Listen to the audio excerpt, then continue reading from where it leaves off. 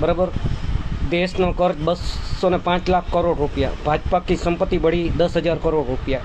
मित्र हवे आ वाचो खाण खनिजना अनलीगली धंधा करी अने आ भारतीय जनता पार्टी तेमज एना મળતિયાઓ गैरकानूनी रीते केम खोदे छे ई जुओ। हर्षदपुर, धरमपुर बराबर, शक्तिनगर, सिरुवाड़ी बराबर અને રામનગર આ ચારેય વિસ્તારમાં ગેરકાનૂની રીતે આજકાલથી નહીં, અમે 2016-17થી અરજી દીધેલી હોય એ દરમિયાનથી કરી અને હજી હાલમાં તકે આ લોકો ખોદકામ કરે છે।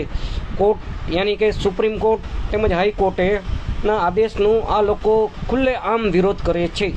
આનો મતલબ સીધો ને સાફ કે દેશના કાયદા કાનૂન ખાલી માત્ર ને માત્ર ગરીબોને જ લાગુ પડે છે।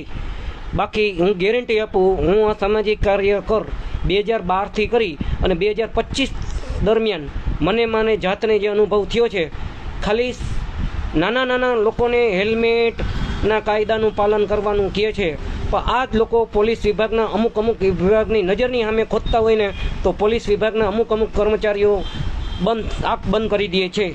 હું માનનીય ડીજીપી સાહેબ, ગુજરાત રાજ્ય પોલીસ વડા સાહેબને વિનંતી કરું છું કે આપ સરપ્રાઇઝ રીતે ચેક કરો। જામનગર જિલ્લો, દેવભૂમિ દ્વારકા। મિત્રો, ગુજરાતમાં હાલમાં કાયદાનું નહીં પણ માફિયાઓનું શાસન હોય તેવી પરિસ્થિતિ છે।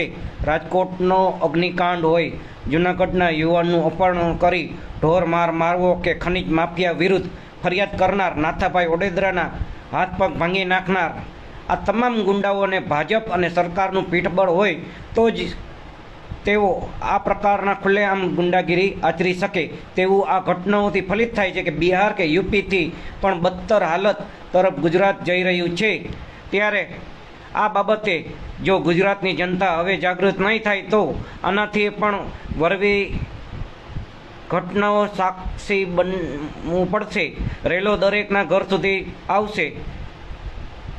એબીપીએસ અધ્યક્ષ શ્રી જિગ્નેશ કલવડિયા સર, રાઇટેડ બાય અમો આ ઉપરોક્ત વાતથી 100% સહમત છીએ, કારણ કે અમે પણ સ્થાનિક વિસ્તારમાં 4 વિસ્તાર હર્ષદપુર, ધરમપુર, શક્તિનગર બરાબર, રામનગર એવા 4 વિસ્તારમાં ખુલ્લે આમ ખનિજ ચોરી થતી હોય, અમે અહીંયા અમો ટીમ દ્વારા બરાબર અમે આ રીતે અરજી દીધેલી હોય, અમને મારી નાખવા સુધીની ધમકી આપેલી હોય, અમે ફરિયાદે કરેલી હોય, અમે જોયેલું છે આ વસ્તુથી અને 100% સત્ય અને તમે જે લખો છો એ ઘણું બધું સાચું હોય છે અને 100% સાચું હોય છે। ધન્યવાદ, આપનો દિન શુભો, નમસ્કાર।